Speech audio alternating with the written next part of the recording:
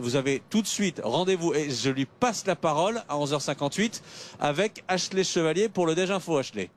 Bonjour Maxime, j'aperçois le début de l'aube derrière vous. Le jour va bientôt se lever sur la côte est américaine. Il est bientôt midi à Paris et le 47e président des États-Unis s'appelle Donald Trump. On nous avait promis des chiffres serrés. C'est en fait une vague rouge qui a déferlé ces dernières heures sur l'Amérique. Victoire sans appel du candidat républicain. Quelle réaction, quelles conséquences aux États-Unis, mais aussi dans le reste du monde? Que va-t-il se passer désormais? Les équipes de BFM TV mobilisées à New York, à Washington, à West Palm Beach ou à Pittsburgh pour vous faire vivre cette journée historique. Journée qui a commencé tôt en Floride. Il était 2h25 quand Donald Trump s'est adressé à ses partisans.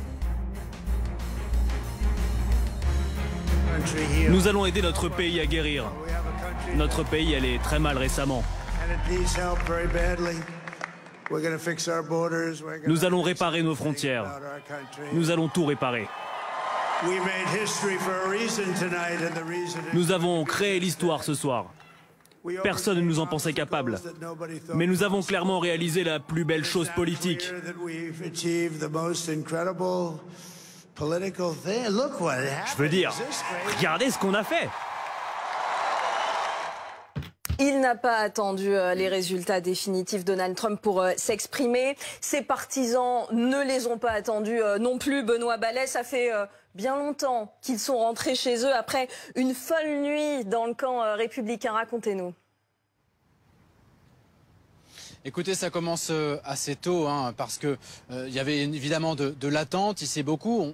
On a donc eu les bureaux de vote qui ont fermé aux alentours de 21h, 22h sur la totalité des États-Unis. Et puis là, on a commencé avec un premier état clé, la Caroline du Nord, qui est tombée dans la poche de Donald Trump. Ensuite, on a parlé de la Géorgie. Et là, on a senti avec Caroline Bertolino, devant, vous savez, les grilles qui tapissaient un petit peu la sécurité à l'extérieur de ce palais des Congrès où Donald Trump allait ensuite s'exprimer. On a commencé à sentir un frétillement. On nous disait ça sent bon, mais on n'osait pas encore y croire. Et puis les États clés ont continué à se teindre de rouge plutôt que de bleu, la couleur du Parti républicain plutôt que la couleur du Parti démocrate. Et puis aux alentours de 2h30 du matin, ici à West Palm Beach, Donald Trump a pris la parole. Il a déclaré sa victoire, une victoire qui vient donc d'être confirmée. Et je peux vous dire que pour ces militants républicains, pour ces électeurs de Donald Trump, c'était véritablement...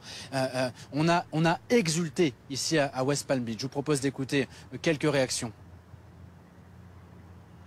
Là, on va boire du rosé toute la soirée, toute la journée. Comme si j'étais à Nice, j'y vais régulièrement. Du rosé toute la journée. Et on va sabrer le champagne. On va célébrer ça à la française pour célébrer la victoire de Trump. Je suis fier d'avoir voté pour Donald Trump parce que je pense que lorsque je serai diplômé en 2026, je pourrai rentrer dans une économie qui va m'aider en tant qu'étudiant en affaires, qui va m'aider en tant que jeune professionnel. Et l'économie va pouvoir m'aider à accomplir mes ambitions. Une victoire d'autant plus importante pour ces électeurs républicains que beaucoup, vous savez, refusaient d'y croire, refusaient de dire tout haut, encore aujourd'hui, qu'ils avaient confiance, qu'ils avaient envie que Donald Trump remporte cette élection présidentielle américaine. Mais vraisemblablement, les personnes avec qui on a pu parler nous ont vraiment expliqué qu'elles avaient envie de retrouver un niveau de vie qu'elles avaient durant le mandat de Donald Trump. L'inflation donc a fait beaucoup de mal à Kamala Harris et puis l'immigration a joué un rôle très important également dans ce vote en faveur de Donald Trump. Boire du rosé et du champagne, vous leur avez expliqué, Benoît Ballet, que l'alcool français va peut-être bientôt coûter plus cher aux États-Unis. Benoît Ballet avec Caroline Bertolino. Les derniers bureaux de vote ont fermé à 6h heure française. Le décompte est toujours en cours. On va connaître les résultats définitifs État par État dans plusieurs heures ou plusieurs jours. Mais il y a un État qui a acté la victoire de Donald Trump il y a quelques minutes. Maintenant, Damien Gourlet, lequel ? Le Wisconsin, l'un des grands États champs de bataille de cette présidentielle 2024. Et c'est un peu un symbole parce que ça a été un des États pivots qui a apporté à Donald Trump les grands électeurs qui lui manquaient pour atteindre la barre des 270 au collège électoral. Il y en avait 266. Les 10 grands électeurs du Wisconsin donc ont basculé dans le camp républicain. Le Wisconsin qui est un État très rural, un État du Midwest qui a donc donné la victoire à Donald Trump. Victoire assez nette d'ailleurs. Dans les minutes qui viennent, on devrait avoir les résultats du voisin. Le Michigan, alors autant le Wisconsin est un État rural, autant dans le Michigan, c'est le vote ouvrier qu'on suit avec attention. 98% du dépouillement et Donald Trump est donné très en avance dans le Michigan. Mais en réalité, Benoît Ballet l'a très bien expliqué, quand la Géorgie s'est teinte en rouge cette nuit, eh bien en réalité, on a compris. La Géorgie qui avait été remportée par 12 000 voix d'avance par Joe Biden en 2020. On se souvient, ce coup de téléphone de Donald Trump, donnez-moi 12 000 voix. Il ne les a pas eues. Eh bien cette fois, il les a eues assez largement. La Géorgie donc qui bascule dans le camp républicain. Il reste encore 2 États de l'autre côté du pays, à l'ouest, dont on n'a pas encore les résultats précisément. C'est l'Arizona et le Nevada. Mais le seul suspense qui reste désormais, c'est de connaître l'ampleur réelle de la victoire de Donald Trump. Merci Damien Gourlet. On va retrouver Thierry Arnaud à New York. On nous avait dit que le scrutin serait serré. En fait, c'est une victoire totale. C'est une victoire totale, Ashley, vous avez raison. On est parti, Damien l'expliquait à l'instant, pour un grand chelem dans ces 7 États clés, ce qui n'était évidemment pas attendu. On est parti aussi, et c'est historique d'une certaine manière, pour une victoire de Donald Trump en termes de vote populaire à l'échelle nationale. Ça sera la première fois depuis longtemps pour un candidat républicain, on est davantage habitué à ce que ça profite à un démocrate.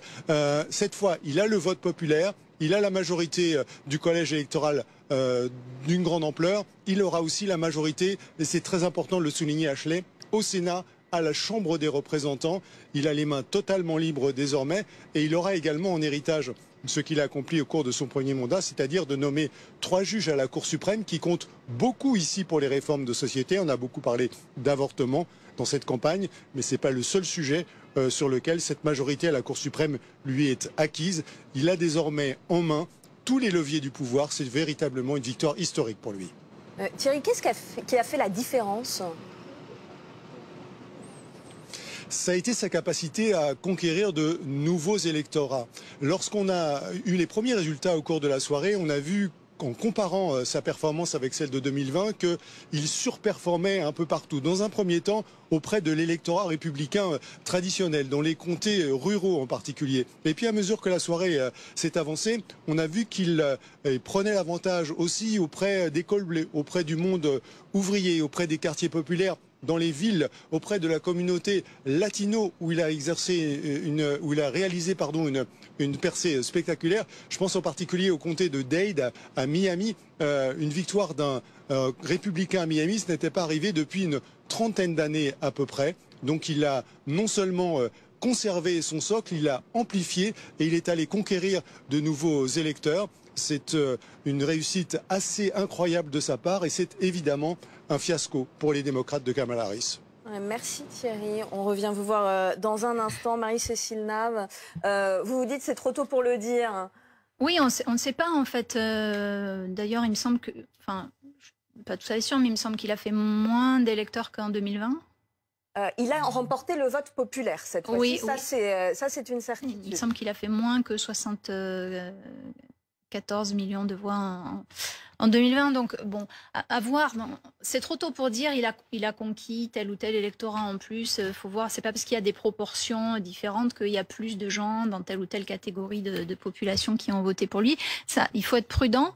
Et il va falloir prendre le temps d'analyser ça de manière fine, notamment en termes de sociologie électorale. Il y a une réalité chez tous les électeurs républicains qu'on entend depuis le milieu de la nuit dernière. L'économie a fait la différence. Ils en parlent tous.